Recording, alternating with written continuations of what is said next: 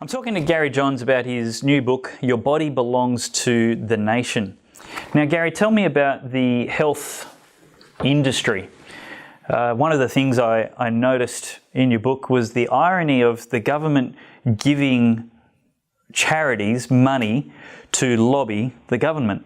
Yes. There are a number of groups who have concerns about whether it's alcohol, or gambling, tobacco, sugar or whatever, who may have started life as a charity, or it might have been a group of doctors, but more commonly they'll be public servants out of departments of health, who of course want to raise the profile of their issue. We can save so many lives by doing X, and they lobby government, and government starts to give them some funds, and eventually they become a bigger voice, and governments inevitably will start to bend and pass some laws that from which they receive approval. Governments like that, so they pass a law, and this lobby says government's done great work, and it's printed in the newspaper, it gets on TV, and you think, where were the people in all this?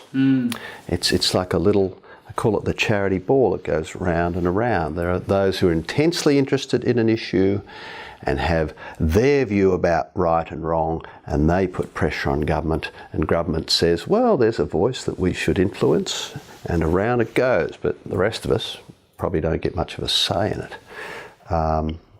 And this happens, let's say this sugar debate, right? We now are told that sugar can be harmful.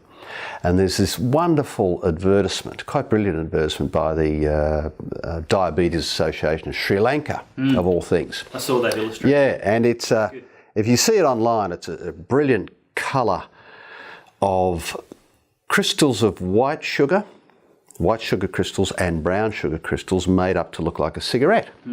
And it says, a person dies every 6 minutes from smoking a cigarette, and then a person dies every 6 minutes from eating sugar. And you think, oh, hang on. So the marketing's wonderful. Sugar is as harmful as tobacco.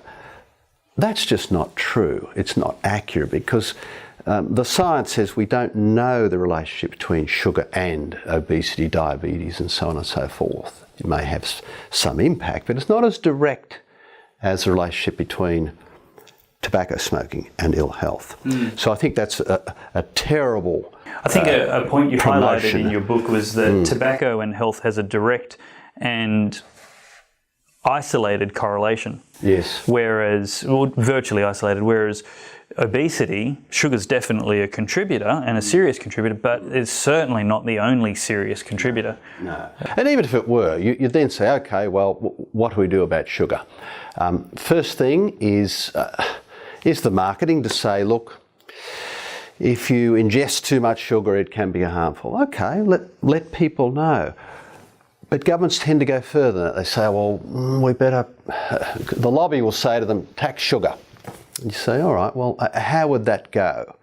Now, and I point out any number of experiments in this, but one in particular caught my eye, and this is a US study where they took people in a small town in the US, and half of those families had sugary drinks taxed and the other half untaxed. Each person had a little card and they would charge more for sugar. Now, okay, how did it work out? Did it affect people's consumption of sugary drinks? Did it affect their health, etc., etc.? After a month, the number of sugary drinks consumed among those who were being taxed dropped. You think, well, that's okay. After 3 months, it went back up, and after 6 months, there was no difference. So what happened? Well, it appeared that people adjusted. Those households who bought more beer when sugary drinks were taxed. Or they may have changed their consumption to cheaper sugary drinks. Some even bought more sugary drinks. Wow. So, and some, and there are other experiments that say, yeah, but people will substitute and they'll go for more salt or more fat. So Once you get into the obesity beast and you start to tax one product, whether it's fat or sugar or salt, people are making all sorts of changes and they substitute their products. That's without even talking about the producer who may start to vary the mix on their products in order to, in effect, avoid the tax. Yep. Long story short, prices go up, behaviour doesn't change all that much. People get angry. So I'm okay with the public health sector lobby informing us about what is good and what is harmful in our eating. But beyond that, leave us alone. In their research, you identify a gap in their analysis of the positive benefits of the behaviours they're trying to stop. Yes, yes. Often you'll get one of the big economic firms who say the cost to the nation of drinking, eating, blah, blah, blah, blah, is X billions of dollars.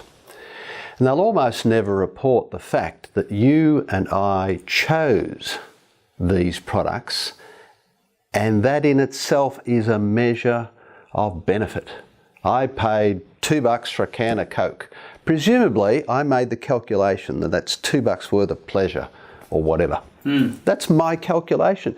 Without adding in that $2 of benefit, you cannot make a proper economic cost-benefit analysis. But they tend not to add in the benefit. And you really should. If you ignore so they're looking at the gross cost instead of the net cost. Yeah. Not always, but often it's the case. Now, the more sophisticated economic studies will measure in the benefits, and then there's an enormous amount of subtlety as to whether how much benefit you add in those things that are addictive. Say alcohol and tobacco, to what extent do you add in the pleasure of the person who drinks too much? To what extent do you discount the benefit? Okay, that gets very sophisticated. The point being though, most of the studies would indicate to us that even adding in the benefits, the amount of taxation you need to get a net benefit overall, that is to stop all the bad things that are happening or recoup the costs from them, are so high that you would have riots in the street. You would have to tax alcohol out of existence. You'd have to tax tobacco out of existence. And when it comes to food, the price of food will go up so much, even if you're just taxing a component of sugar or fat or whatever, that there would be riots in the streets and you would be hurting the poor the most. Yeah, that makes sense. Yeah. Definitely.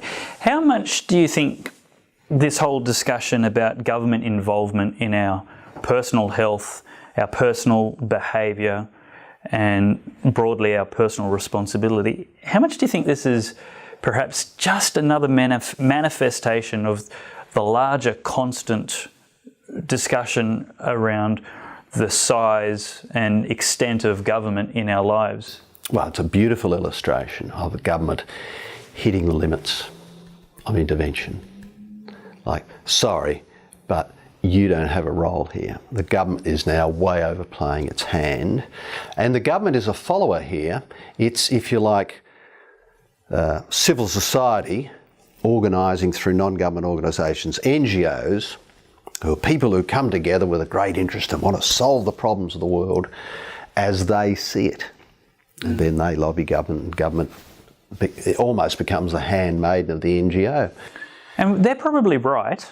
They're valid issues and valid concerns, but they're not concerned with the broad picture of, is that the most deserving, most pressing, highest priority of government resources, attention and effort. Yeah, that's right. I use a little case study of priorities in Bangladesh, very poor society.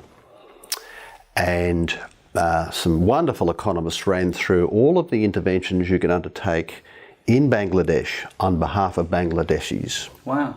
To best effect. Spend $1, they're not dollars there, but spend $1 and you get the greatest impact for the greatest number of Bangladeshis. And the sort of health interventions on tobacco and obesity just didn't rank. They were just way down the bottom. Best thing you could do for Bangladeshis was to get their economy running and developing, and that would require burning gas and coal. So Bangladesh, sitting on the sea, a lot of people get flooded. Yeah. Don't try and stop the production of and burning of coal and gas, for goodness sake. These people need it to develop their economy so that they can move off the low-lying land and into the cities and to better jobs with better food and longer lives. So, and this sounds familiar, doesn't it? Yes, it's the proper process of development that the entire West and half the East has gone through. And yet we have a lot of do-gooders in this country who say, stop burning coal, stop burning oil, you over there, stop smoking. And I mean, the priorities are warped. Yeah. Bangladeshis die today from, for instance, burning dung as a way of preparing their evening meal. And women and children die from all of the particulates that they breathe in. Blokes smoke, women in Bangladesh don't. Blokes smoke and die from tobacco smoke, right? So if you want to save a lot of women and children, you get them burning gas on their stoves and not dung. This is part of the development, the age-old development story, which when NGOs intervene with their pet sort of loves and desires, can actually distort and do great harm on the way through. Because they're not looking at the bigger picture. Not looking at the bigger picture, don't see it, and are being irresponsible, I think, in being great lobbyists for their cause. And governments have to react, they'll throw some money at this one, some money at that one. What these economists in Bangladesh were doing is saying, can we sit back and be a bit more rational about what the priorities are and see how we can benefit the most number of Bangladeshis? This is what they found. They actually found that if you could get better mapping, electronic procurement of government jobs and so on, you would cut out a lot of the cost of government, you'd cut out a lot of corruption, business could get on with what it does best, you'd raise the standard of living, etc., etc. This is what saves lives. The book is Your Body Belongs to the Nation by Gary Johns, and it's a great discussion which perfectly demonstrates the need for us to keep government small, keep government uninterfering with our lives. They can play a vital role in informing us and protecting us from the harms that others might do to us, but their role is really, really limited when it comes to protecting us from ourselves. I thoroughly recommend you get it and have a read. It's not hard. I read it in less than a week, and you'll enjoy it. It's good investment, expanding your mind. Gary, I really appreciate you writing the book and taking the time to talk to us about your career. Now, you've got some other fantastic books. I'll put the links to where they're available and what they are beneath this video. But I'd love to have you back at the future because there's many, many other issues you're quite familiar with that I'd love to pick your brain on, if that's all right. Terrific. All right, it's there to be picked. Thanks, Dave. Thanks for watching. If you really enjoyed that video, please give it a thumbs up and subscribe to my channel. Have a look at this great video next, and check out the website for even more interesting articles and episodes later.